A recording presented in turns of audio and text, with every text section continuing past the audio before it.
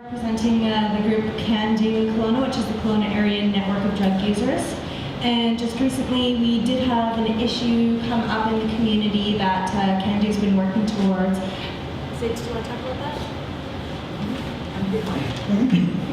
Yeah, they're talking about closing Crossroads. So we're trying to get some meaning to... What is Crossroads? Crossroads is a treatment center and detox society. So they have been running for about 37 years in Kelowna. The detox has been going on a little bit less than that, but they provide men's and women's treatment as well as detox services. At one point they also provided second stage housing for people who were leaving their addictions.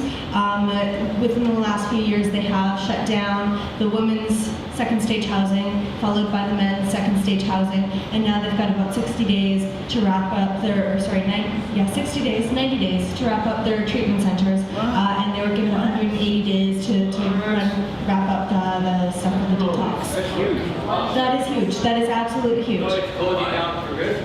Crossroads Society is dissolving. No way.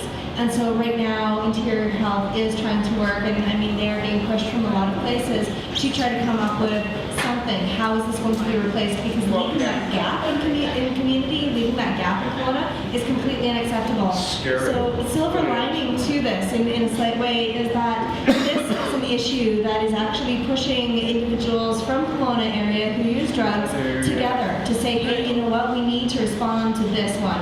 And so whereas the Can Do group has been meeting very sporadically, there hasn't really been a lot going on with the group in the last little while, this is actually starting to motivate people to put them together. So there were a couple of meetings within the last couple of weeks.